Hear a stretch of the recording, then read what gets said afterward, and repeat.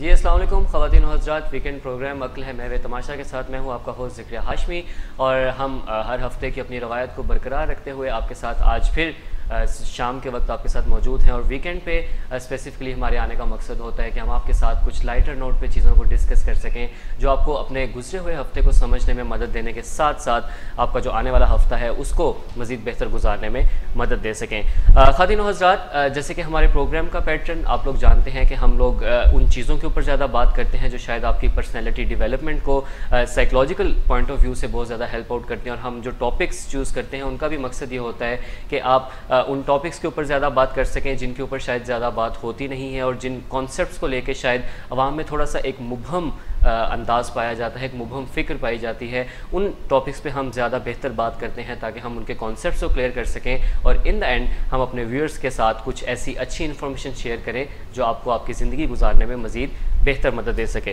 ख़वातीन और हज़रात, सबसे पहले हम अपने प्रोग्राम में हमेशा की तरह अपने जो हमारे पैनल में हमारे साथ मौजूद साइकोलॉजिस्ट हैं उनके इंट्रोडक्शन की तरफ जाएंगे। सबसे पहले हमारे साथ मौजूद है miss Shumaila Batool and miss Shumaila Batool is working as a clinical psychologist with Willing Ways और उसके साथ साथ आप असिस्टेंट डायरेक्टर विलिंग वेज के तौर पर अपने जो फ़राइज़ हैं वो भी सर अंजाम दे रही हैं। उन्हीं के साथ तशरीफ़ रखती हैं मिस तहसीन, और मिस तहसीन जो है वो हमारे साथ एज अ क्लिनिकल साइकोलॉजिस्ट तो काम कर ही रही हैं लेकिन उसके साथ साथ डायबिटीज़ एजुकेटर के तौर पर भी अपने फ़राइज़ नहायत खूबी से सर अंजाम दे रही हैं।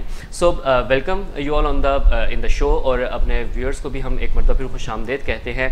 ख़वातीन और हज़रात, पिछला जो हमारा प्रोग्राम था उसमें हम जो बात कर रहे थे वो ये थे कि हम इमोशनल करेज के ऊपर बात कर रहे थे, जो हमारी एक जज्बाती स्ट्रेंथ होती है, ताकत होती है जज्बात के हवाले से, हम उसके ऊपर हिम्मत के ऊपर बात कर रहे थे। और उसको जब हमने डिस्कस किया तो हमें ये पता चला कि हम उसको अगर हासिल करना चाहें, अगर हम अपनी ज़िंदगी में अपने जज्बात के हवाले से एक बाहिम्मत शख्स बनना चाहते हैं तो उसके लिए कुछ पॉइंट्स हमने कुछ रैंडमली डिस्कस किए थे। और आज का प्रोग्राम ज़्यादा अहमियत का हामिल इसलिए है कि आज के प्रोग्राम में हम उन्हीं पॉइंट्स को मज़ीद एलेबरेट करते जाएंगे। हमारे वो व्यूअर्स जो पिछले प्रोग्राम से हमारे साथ थे उनके वो तो हमारे साथ शायद एक मेंटल पेज पे हमारे साथ सेम पेज पे हैं, लेकिन वो व्यूअर्स जिन्होंने शायद हमें आज ज्वाइन किया है, थोड़ा सा इंट्रोडक्शन मैं उनके लिए देता चलूँ कि हम पिछले प्रोग्राम में अपनी जज्बाती हिम्मत के बारे में बात कर रहे थे कि आप अपने जज्बात को अपने काबू में रखते हुए आप कैसे एक बेहतर ज़िंदगी गुजार सकते हैं। और उसके लिए हमने इन जिन पॉइंट्स को डिस्कस किया था वो ये था कि हम अगर अपने अंदर जज्बाती हिम्मत पैदा करने चाहें तो 4 C जो है वो हमने डिस्कस किए थे जो हमें मदद कर सकते हैं अपने जज्बाती हिम्मत को हासिल करने में और अपनी जज्बाती हिम्मत को अपनी ज़िंदगी में शामिल करने के लिए। सो ज़्यादा देर आप में और हमारे जो प्रोफेशनल्स हैं उनमें हाइल हुए बगैर आज हम directly I am coming towards you. हमने जो 4 C's को डिस्कस किया उसमें सबसे पहला C था कॉन्फिडेंस, और जिसके ऊपर हम आज का पूरा प्रोग्राम जो है वो डिस्कस करने जा रहे हैं। So ma'am, first question is this कि इमोशनल करेज के साथ कॉन्फिडेंस किस तरह से जुड़ा हुआ है? इमोशनल करेज का वर्ड जो है, जिसको कि हमें फीडबैक भी बहुत पॉजिटिव मिला कि हम उन तरीक़ों को बताने जा रहे हैं, बिकॉज इस प्रोग्राम का मकसद ही आपके इमोशन, आपके मूड और माइंड के साथ हेल्प करना है आपको। सो इमोशनल करेज का मकसद ही ये है डेवलप करने का कि ज़िंदगी में अवॉइडेंस को अवॉइड करें और करेजियसली अपनी ज़िंदगी में आने वाले चैलेंजेस को फेस कैसे किया जाए। अब वो कोई बातचीत है, किसी से मिलना है, सोशल प्लेस है, गैदरिंग है, एनीथिंग जो आपको इमोशनल लेवल पर थोड़ा अपसेट करती है, तो कैसे आप अपने अंदर वो 4 C's डेवलप करके you can build your emotional courage and you can say no to the avoidance. तो C's की जब हम बात कर रहे थे तो 4 C's में first is confidence, then connect with others, 3 the cultivate करना, एंड द फर्स्ट C के ऊपर जो हम बात करेंगे वो हमारा कॉन्फिडेंस है। अब कॉन्फिडेंस है क्या, मतलब हमें बहुत सारी डेफिनेशन कॉन्फिडेंस की मिलती है। कॉन्फिडेंस का मतलब ये होता है कि आप कितना भरोसा अपने ऊपर करते हैं, कितना एतमाद है आपको अपने ऊपर किसी भी काम को करने में, या किसी सिचुएशन में, खास तौर सिचुएशन, काम, स्पेसिफिकली कि कितना आप अपने ऊपर एतमाद कर सकते हैं कि जी आई कैन डू और आई कैन नॉट। ठीक है। So the real understanding of one self is called confidence. लेकिन इसमें हमें ओवर कॉन्फिडेंस का भी एक सुनने को मिलता है कि क्या वाकई में समटाइम लोगों के पास कैपेसिटी होती नहीं है, बट दे प्रीटेंड कि हम कॉन्फिडेंट हैं। So the real confidence is कि आप अपनी बारे में, अपनी वीकनेसेस, अपनी स्ट्रेंथ्स के बारे में रियलिस्टिक पॉइंट ऑफ व्यू रखते हो। ठीक है।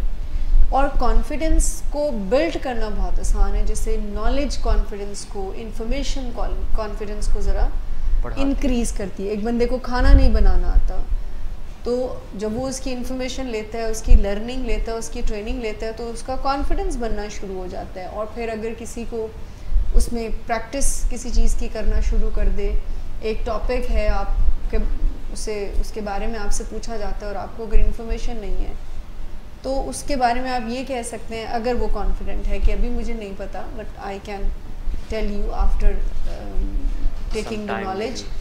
सो कॉन्फिडेंस हमारी इमोशनल करेज को बहुत इंक्रीज़ करता है। अब आपने पूछा कैसे कनेक्शन बनता है। सो अगर आप कॉन्फिडेंट हैं, मिसाल के तौर पर आपको पता है कि हुआ है, सो इस पे किसी मुश्किल बंदे से आपको बात करनी है, तो कॉन्फिडेंस हेल्प करेगा ना आपको। बिल्कुल। अगर आपको कॉन्फिडेंस है कि जी आई कैन जज myself, I can assess myself in a better way, so आप मुश्किल और क्रिटिकल सा फीडबैक भी ज़रा एब्जॉर्ब करने की हिम्मत रखते होगे। सही। अगर आप सही एनालिसिस करते हैं। सही। अब इतना काफ़ी नहीं है। मिसाल के तौर पर अगर किसी को लगता है कि मुझे क्रिटिसाइज किया जाएगा तो आई कैन नॉट टॉलरेट, सो ये काफ़ी नहीं है। कॉन्फिडेंस का जो पहला पार्ट है वो हमें देता है कि आप इस सवाल को तलाश करें कि मैं कौन हूँ, या हूँ आई एम, या मेरी स्ट्रेंथ्स एंड वीकनेसेस क्या हैं। Right. And the second part of the confidence with the reference of emotional courage, या जिस बाती हिम्मत, वो ये है कि मुझे बनना क्या है।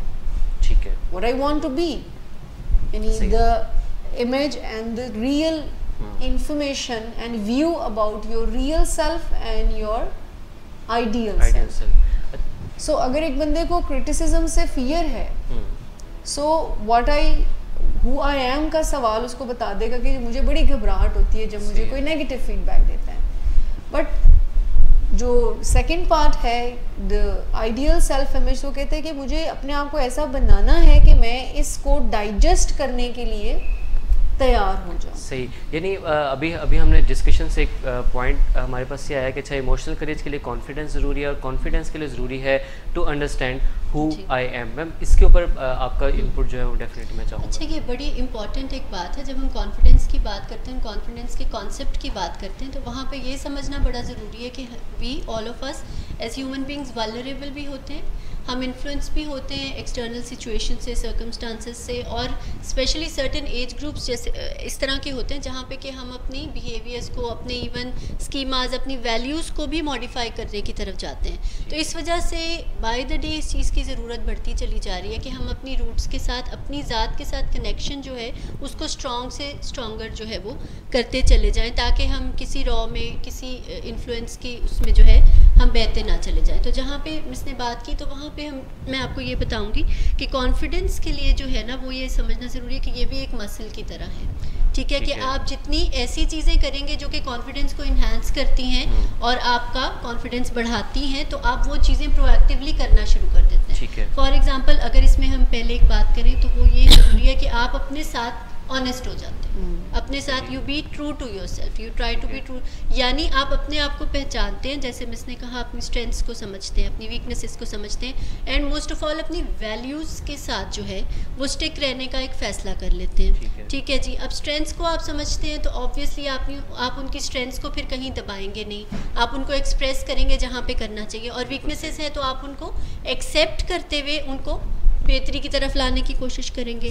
अब इसके अंदर ये चीज़ आ जाती है कि जब आप इस पॉइंट पे आ जाते हैं तो यहाँ पे फिर आपको जहाँ पे जो बात करनी है वो करने के आप काबिल होते हैं। आप किसी पीयर प्रेशर में या किसी ऐसी कम्युनिटी के प्रेशर का शिकार नहीं होते जहाँ पे कि कुछ गलत चीज़ें होती चली जा रही हैं, कुछ मॉरली एथिकली गलत हैं, और आप बात नहीं कर रहे क्योंकि आपको अपने इंप्रेशन की फ़िक्र है, आपको ये फ़िक्र है कि मे बी आपको, अगर आप किसी ऑर्गेनाइजेशन में, आपको रिजेक्शन का डर है, आपको कोई फायर होने का डर है, आपको कहीं पे कास्ट आउट होने का डर है, तो आप जो है आप दूसरों के बोलने का, you don't wait for others to speak up, आप आगे बढ़ते हैं और आप बात करते हैं, और जो करने की ज़रूरत है बिल्कुल वो आप वहाँ पे जो है वो करने की हैं। मैं इसमें एक चीज़ ऐड करूँगी, बहुत ही इम्पॉर्टेंट पॉइंट यू मिस जो डिस्कस कर रही हैं कि अब ट्रू अपने साथ ही ऑनेस्ट हो जाना। अब ये एक इतनी खूबसूरत सी स्किल है कि जब आप अपने साथ ऑनेस्ट होते हैं तो आपको क्लियरली अपनी वैल्यूज़ का पता चल जाता है, यानी आपको पता चल जाता है कि these are my values. Values means आपके रूल्स, आपकी लिमिटेशंस क्या हैं, और अगर वो डेवलप हो जाए किसी की, उसके साथ आगाही हो जाए किसी की, तो वो आप जितने भी मुश्किल सर्कमस्टांसेस देखें, अगर आपको एक रूल सेट दे दिया जाए, एक रूल्स का एक आपको बता दिया जाए कि these are the set rules, आसानी हो जाती है ना, मुश्किल तो नहीं पेश आती। स्कूल्स में यूनिफॉर्म एक रूल है, सही है, तो उस जितना मर्जी कोई किसी का दिल चाहे उस रूल को ज़रूर फॉलो करना होता है। So values are the rules of our life. एक बंदे की ज़िंदगी का अगर रूल है कि वो कभी झूठ नहीं बोलेगा, डिसऑनेस्ट नहीं होगा कभी फैमिली के साथ, ऐसे कभी कोई काम नहीं करेगा जिसपे कि वो अपने आप से ही नज़र ना मिला सके।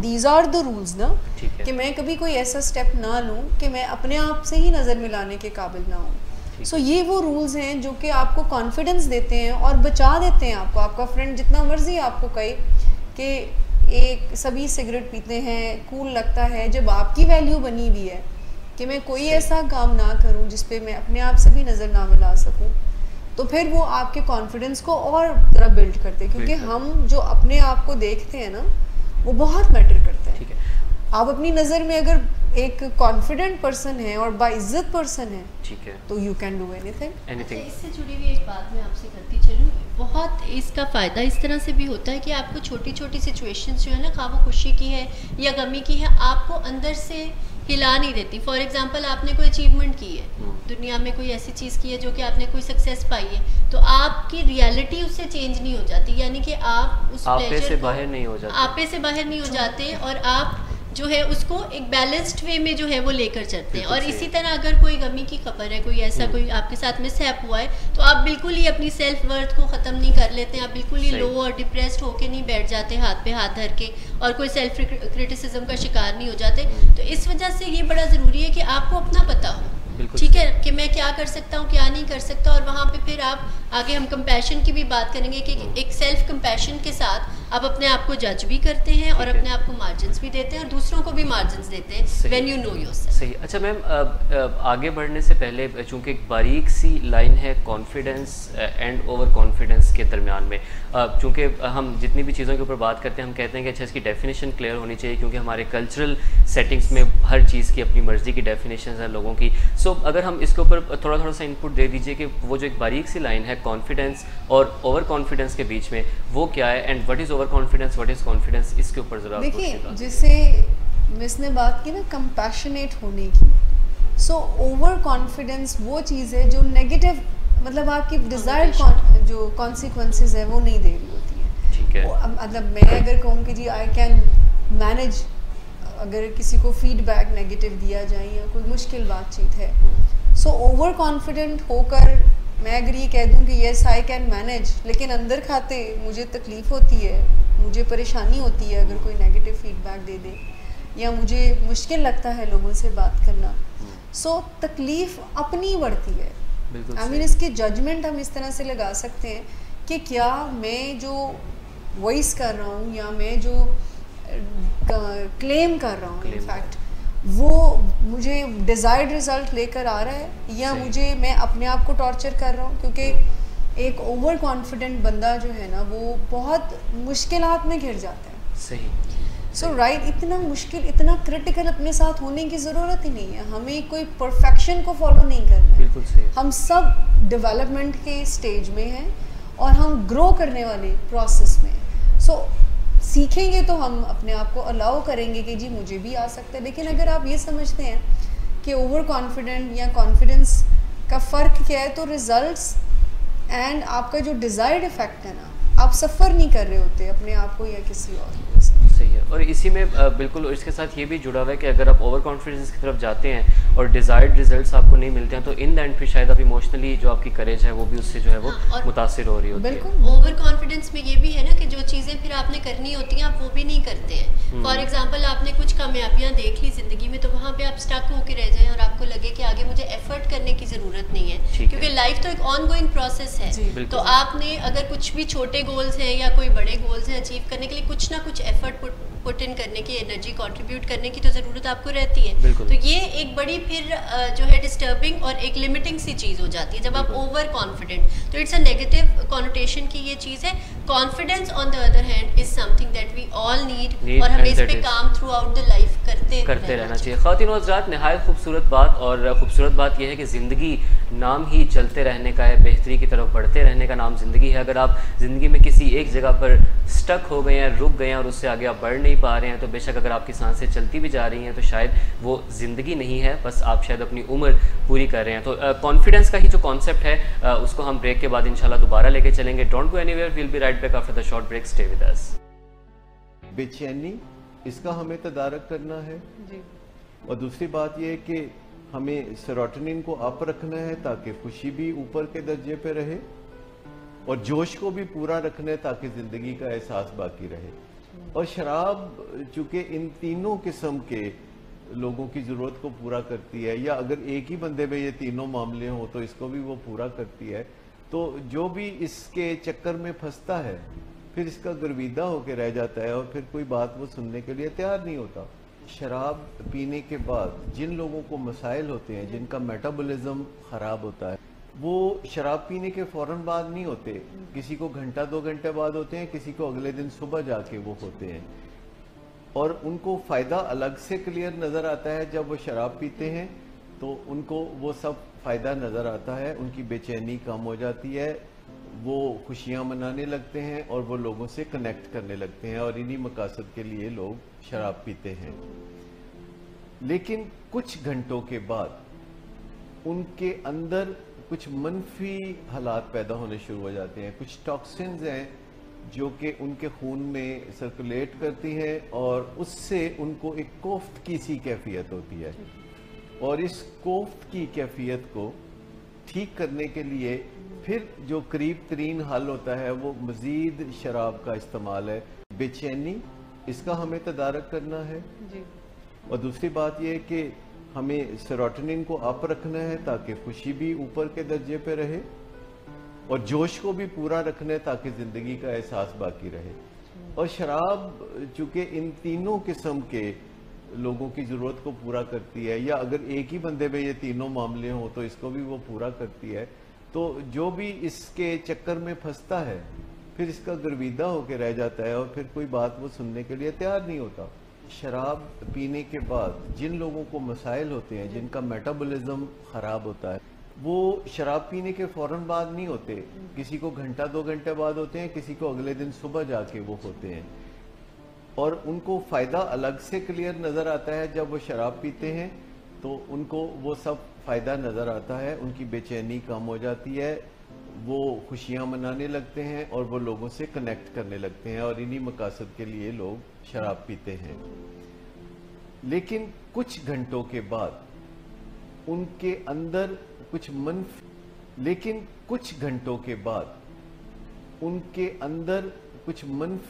हालात पैदा होने शुरू हो जाते हैं। कुछ टॉक्सिन्स हैं जो कि उनके खून में सर्कुलेट करती हैं और उससे उन खुशियां मनाने लगते हैं और वो लोगों से कनेक्ट करने लगते हैं, और इन्हीं मकासद के लिए लोग शराब पीते हैं। लेकिन कुछ घंटों के बाद उनके अंदर कुछ मनफी हालात पैदा होने शुरू हो जाते हैं। कुछ टॉक्सिन्स हैं जो कि उनके खून में सर्कुलेट करती हैं और उससे उनको एक कोफ्त की सी कैफियत होती है, और इस कोफ्त की कैफियत को ठीक करने के लिए फिर जो करीब तरीन हल होता है वो मजीद शराब का इस्तेमाल। जी वेलकम बैक ख़वातीन और हज़रात, आप लोगों को एक मरतबा फिर खुशामदीद कहते हैं अपने शो में। और ब्रेक पे जाने से पहले हम बात कर रहे थे कॉन्फिडेंस के हवाले से कि अपने कॉन्फिडेंस को हम किस तरह से अपनी ज़िंदगी में लेके आते हैं। मैम आपकी तरफ दोबारा आऊँगा कि आपने अभी हमने ब्रेक पे जाने से पहले थोड़ी सी बात की कि कॉन्फिडेंस के लिए ज़रूरी है कि आप अपने साथ ऑनेस्ट रहें, या वैल्यूज़ की थोड़ी सी बात की।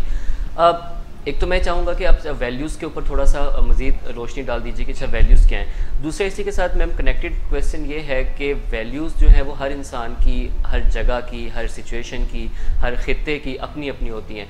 तो वैल्यूज़ डिसाइड कौन करता है जिसके साथ फिर इन द एंड आपको स्टिक रहना होता है? देखिए, डिसाइड करने वाले तो हम खुद ही होते हैं, लेकिन उसमें हम इस सवाल का जवाब ज़रूर देने की कोशिश करेंगे कि डिसाइड करने के लिए कोई क्राइटेरिया हमारे पास हो। ठीक है। देखिए, एक बंदे के लिए किसी को धोखा देना कोई प्रॉब्लम नहीं है, तो इसका मतलब ये है कि ये कोई वैल्यूज़ होनी चाहिए। अच्छा, वैल्यूज़ की बात बार बार जब हम कर रहे हैं तो वैल्यूज़ से मुराद हमारी डायरेक्शन और रूल्स हैं कि जिन डायरेक्शंस को, जिन रूल्स को फॉलो करते हुए हम अपनी ज़िंदगी में बढ़ते हैं, और ये चीज़ हमारी सेल्फ इस्टीम को बहुत बेहतर करती है कि जब आपके पास एक रोड मैप है, कुछ डायरेक्शंस हैं जिनके थ्रू आपने ज़िंदगी के गोल्स को अचीव करना है। अब वो गोल चाहे आपकी पढ़ाई का है, चाहे आपकी जॉब का है, बिजनेस का है, कुछ डायरेक्ट या रिलेशनशिप के गोल्स हैं। सो कुछ वैल्यूज़, आपके कुछ रास्ते होंगे, कुछ डायरेक्शंस होंगी, कुछ रूल्स होंगे जो कि आपको उस मंजिल की तरफ लेकर जाएंगे। ये डिज़ाइन कैसे की जाती है? करते तो हम खुद हैं, लेकिन हमें अपनी सोसाइटी, अपनी फैमिली, अपना रिलीजन, इन सब चीज़ों को देखकर वैल्यू डिज़ाइन करनी चाहिए। सही। और इसमें ऐसी वैल्यूज़ हमें डिज़ाइन करनी चाहिए जो कि हमें आसानियाँ पैदा करें। आई मीन देखें, अगर मेरी या किसी बच्चे की फैमिली अलाउ नहीं करती है स्मोक को, ठीक है, या स्मोकिंग तो खैर हर किसी को कोई वैल्यूज़ में शामिल होना ही नहीं चाहिए, जैसे झूठ बोलना, जैसे अपने आप को धोखा देना, जैसे पीयर प्रेशर में ऐसा काम कोई करना जो कि फैमिली को ना बता सके। ठीक है, ठीक है, ठीक है। सम टाइम हमारे पास ऐसे बच्चे भी आते हैं, टीनेजर्स की बात कर रही हूँ, जिनकी फैमिली की नॉर्म्स जो है ना, वो एक सेट ड्रेस कोड को डिज़ाइन करती है, और वो बताते हैं कि इस ड्रेस कोड ये अब उनकी वैल्यू होनी चाहिए। लेकिन बच्चों का थोड़ा सा रिबेलियस एटीट्यूड होता है। सो अगर फैमिलीज़ के रूल्स एंड रेगुलेशन को फॉलो करना एक वैल्यू बन जाए कि मैं कोई काम ऐसा ना करूं जो कि मेरी फैमिली की वैल्यूज़ के अगेंस्ट हो। देखिए, हम सब अपनी लाइफ में कहीं ना कहीं पर अपने यानी आप समझ लें कि डायरेक्टर होना चाहिए हमें अपना। डायरेक्टर से मेरी मुराद ये है कि वो जो डिज़ाइन करता है, जो रोल बताता है। बिल्कुल सही। वी ऑल आर एक्टर, ये मैंने एक बुक में और एक ऑडियो प्रोग्राम में सुना, उन्होंने बहुत ही अच्छे अंदाज में बताया कि हम सब we all are like actors, ठीक है, बट हमें डायरेक्ट कौन करता है? दूसरे लोग। आई मीन हमें डायरेक्ट मोस्टली दूसरे लोग कर रहे होते हैं। उन्होंने कोई ऐसी बात कर दी जो हमें अच्छी नहीं लगी तो हमारा मूड उन्होंने डायरेक्ट कर दिया, किसी ने हमें ऐसी बात कर दी तो हमें अच्छा लगा तो उन्होंने हमारा मूड डायरेक्ट कर दिया। उनके अल्फाज ये थे, वेन डायर उनका नाम है, जो बहुत बड़े साइकोलॉजिस्ट, उन्होंने कहा इफ़ वी वांट कि हम अपनी लाइफ को अच्छे वे में लेकर चलें और सक्सेसफुल एक ट्रैक पर लेकर चलें, सो हमें खुद ही डायरेक्टर बनना होगा। एंड कहते हैं और एक स्टेज ऐसी आएगी कि हम प्रोड्यूसर भी खुद बनेंगे। We can create our life. Perfect. So values वो खूबसूरत क्रिएशन हमें देती है कि जो हमें डिफ़ाइन करती है। आई मीन जो हमारी यूनिकनेस को डिफ़ाइन करती है। ठीक है। हम ये जिसको कहते हैं ना, भेड़ चाल में नहीं फंसते हैं कि एक एज सभी सिगरेट पी रहे हैं तो फिर मुझे भी पीना है, सभी बंक कर रहे हैं तो मुझे भी करना है, सभी पढ़ाई की जगह ताल्लुकात बना रहे हैं, लव वाले रिलेशनशिप में जा रहे हैं तो मुझे भी करना है। So it's not a need, ये कोई एक क्रिएटेड की हुई नीड है कि हमें इसी तरह से फॉलो करना है। सो हमें स्टैंड करना, अपनी ग्राउंड्स के साथ स्टिक करना, ये कॉन्फिडेंस देता है। बिल्कुल सही है। ठीक है। अच्छा मैम, आपकी तरफ मैं आऊँगा। वैल्यूज़ का कॉन्सेप्ट बहुत डिटेल में मैम ने डिस्कस किया और फिर इसको कॉन्फिडेंस के साथ भी हमने कनेक्ट किया। वैल्यूज़ के ऊपर भी बात करते करते आप हमें मज़ीद ये बताइए कि अच्छा और कौन सी चीज़ें हैं जो हमारी शायद कॉन्फिडेंस को बनाने में और शामिल करने में ज़रूरी है। अच्छा, वैल्यूज़ का मैं आपको बताऊँ, बेसिक सेट ऑफ वैल्यूज़ तो हम सबके पास, किसी भी कल्चर से या रिलीजन से हम बिलोंग करते हैं, वो होता ही है और वो मोस्टली पॉजिटिव ही होता है और इंट्रिंसिकली किसी को भी उस पर कोई ऑब्जेक्शन होता नहीं है। ठीक है। होता क्या है, हमारे लेटर ऑन कोई बायसेस, कोई सिचुएशनल फैक्टर्स ऐसे आ जाते हैं कि हम उन पे स्टिक रह नहीं पाते।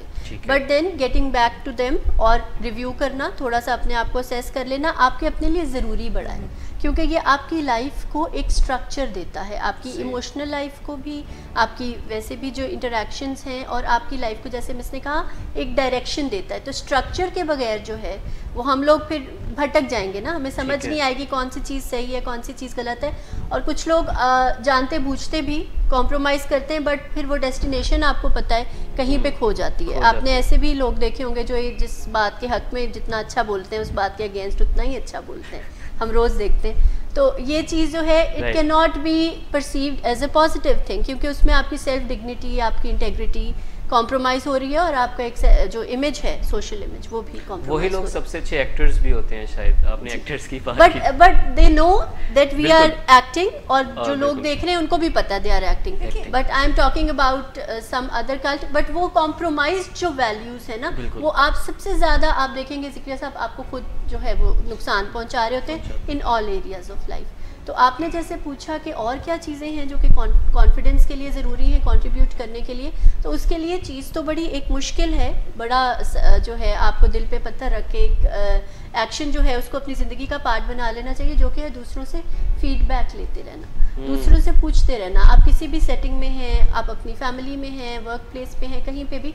आप पूछते रहते हैं कि मैं कौन सी चीज़ ठीक से नहीं कर रहा हूँ और मुझे कौन सी चीज़ किस तरह से बेहतर करनी चाहिए। फर्स्ट ऑफ ऑल तो ये कि आप ओपन हार्टेडली एक बात आप पूछते हैं कि कोई मुझे आप बताएं कोई फ्लॉज, कोई चीज़ जो कि है कि, और ये आप तभी पूछ सकते हैं जब आप इमोशनली करेजियस होते हैं और आप उस जर्नी पे होते हैं और आप चाहते हैं कुछ चीज़ों को, और कॉन्फिडेंट भी। बाज़ लोगों को शायद लगता है कि ये कॉन्फिडेंस नहीं है अगर आप किसी से पूछ रहे हैं, लेकिन ये जो कॉन्फिडेंट लोग होते हैं जो समझते हैं कि हम ठीक कर रहे हैं और करना चाहते हैं ठीक, उसको कंटिन्यू करना चाहते हैं, तो वो हमेशा आप देखेंगे कि फीडबैक लेंगे। और स्पेशली लीडरशिप की पोजीशन में जब आपने कुछ लोगों को साथ लेके चलना है, कोई टीम वर्क करना है, तो वहाँ पे इसके बहुत खूबसूरत आपको रिजल्ट्स मिलते हैं, जिससे ट्रस्ट भी बिल्ड होगा और लोग आपकी बात सुनेंगे भी और आपके साथ चलेंगे भी। तो इसमें ज़रूर इस तरह की क्वेश्चनिंग जो है ये इटसेल्फ आपके कॉन्फिडेंस को बूस्ट करती है कि आप अपने अंदर जब इतनी हिम्मत महसूस करते हैं कि मैं जाके किसी से पूछ रहा हूँ कि मैं क्या चीज़ ठीक नहीं कर रहा, और फिर आप उसकी दूसरी चीज़ ये है कि आप फिर ये बात भी उसमें करते हैं कि मुझे ऑनेस्ट चाहिए, मुझे I don't want you to be nice, I want you to be honest, और मुझे एक ऑनेस्ट फीडबैक दें। और फिर आप उसमें जब एक्शंस आगे पूछते हैं तो आप फिर उस पर अमल भी करते हैं और फीडबैक देना भी आपको आता है। बिल्कुल सही। मैं इसमें ये बस एक चीज़ ऐड करना चाहूँगी कि फीडबैक हमें सिग्निफिकेंट लोगों से लेना है। आई मीन इस चीज़ को ज़रूर ज़हन में रखें कि आप जब फीडबैक ले रहे हैं तो उन लोगों से फीडबैक लें जो कि आपको लगता है कि आपकी हेल्प करेंगे, एक बात। दूसरी बात, कॉन्फिडेंस में ना, जैसे आपने कहा ना कि लोगों का यानी फीडबैक लेना ये अच्छे और एक हेल्दी पर्सन का साइन है, तो यस इट इज़। क्योंकि अगर किसी को ये ख्याल आ जाए ना कि उसको किसी की फीडबैक की ज़रूरत नहीं है, वो खुद ही अपने आप को बहुत अच्छा एनालिसिस कर ले, तो वो मेरे ख्याल में ओवर कॉन्फिडेंस का साइन होगा।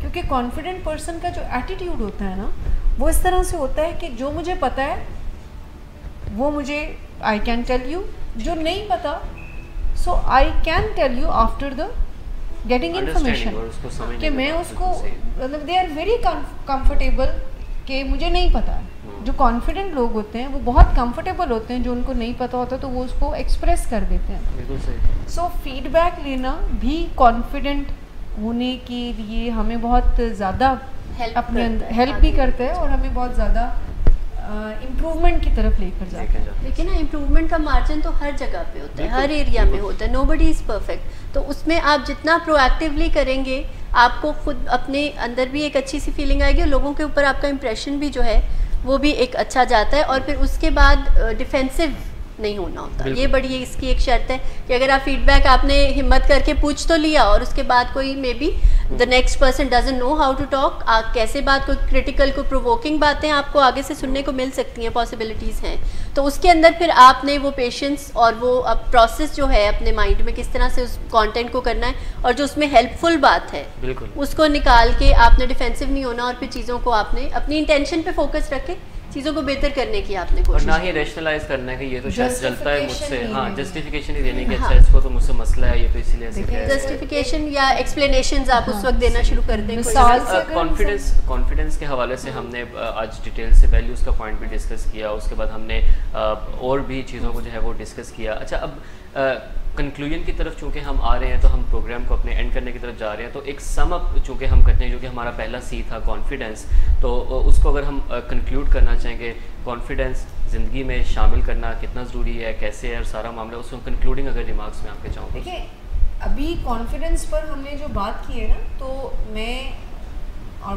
मिस्टर सीम भी मेरे ख्याल से एग्री करेंगे इस बात पर कि ये भी बट थोड़ी सी बात बिल्कुल। We have just started the topic कि- and we would like to continue. Continue कि नेक्स्ट हम प्रोग्राम में बात करेंगे, क्योंकि अभी हमने शुरू में अगर हमने बात की, अगर आपने कहा कंक्लूड करें, तो हमने शुरू में बात की कि पहला सी जो कि कॉन्फिडेंस है, जो कि इमोशनल करेज को बढ़ाने में और लाने में आपकी हेल्प करेगा, वो ये है कि पहले कॉन्फिडेंट हो जाएं। और कॉन्फिडेंट होने से मुराद ये है कि पहले आप अच्छी तरह से जानें कि आप हैं कौन और आप बनना क्या चाह रहे हैं। तो इन दो सवालों का जवाब जब आपके पास होगा, तो आपकी इमोशनल करेज जो है वो इम्प्रूव होगी।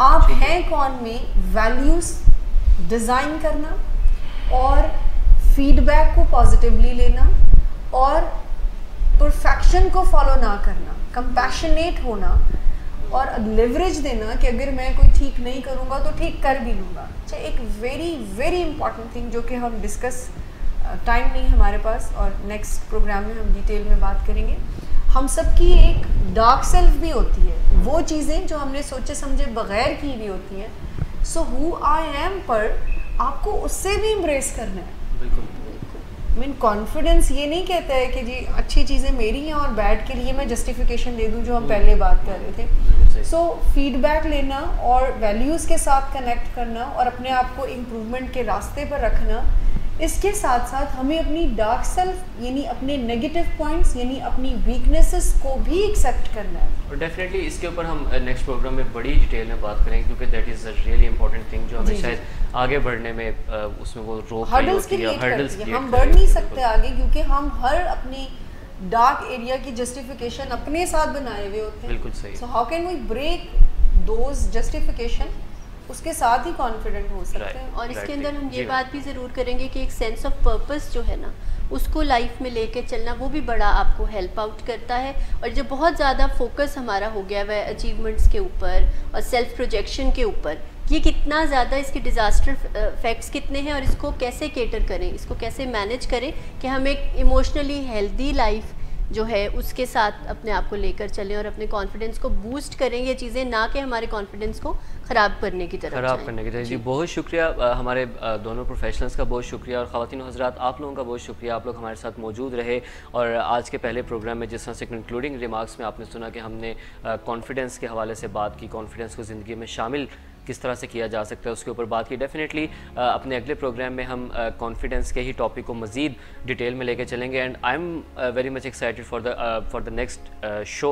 उसकी रीज़न ये है कि हम एक ऐसी चीज़ के ऊपर उसमें डेफिनेटली बात करने जा रहे हैं जो कि हमारी एक डार्क साइड का कॉन्सेप्ट है, जो हमें ज़िंदगी में कहीं भी आगे बढ़ने नहीं देता और हत्ता कि हमें कभी कभी ख़ुद से नज़रें मिलाने भी नहीं देता है। तो ये एक ऐसा कॉन्सेप्ट है जिसके ऊपर बात होनी चाहिए और जिसके ऊपर हम डेफिनेटली डिटेल में बात करेंगे। मैम आपका बहुत शुक्रिया, मैम आपका बहुत शुक्रिया। ख़वातीन और हज़रात, आप सब लोगों की अप्रिसिएशन यकीनन हमारे लिए बहुत ज़रूरी है, लेकिन उससे भी ज़्यादा ज़रूरी और ये चीज़ है, और हम खुश ज़्यादा इस चीज़ से होते हैं कि जब आप हमसे रेलिवेंट क्वेश्चंस पूछते हैं, जब आप हमारे सामने अपने मसाइल रखते हैं, क्योंकि वो आपको और हमारे ट्रस्ट का जो लेवल है वो शो कर रहे होते हैं। तो हमारे ये शोज़ आप ज़रूर देखिए, अपने प्यारों के साथ शेयर कीजिए, अपने उन लोगों के साथ शेयर कीजिए जिनको आप चाहते हैं कि आपकी ज़िंदगी में वो अहम लोग हैं और वो आपके साथ मिलकर अपनी ज़िंदगी को नहायत खूबसूरत तरीके से गुजारें। ख़वातीन हज़रात, अगले वीकेंड हम इंशाल्लाह दोबारा हाजिर होंगे और आपके साथ इंशाल्लाह हम इसी कॉन्फिडेंस के टॉपिक को लेकर चलेंगे।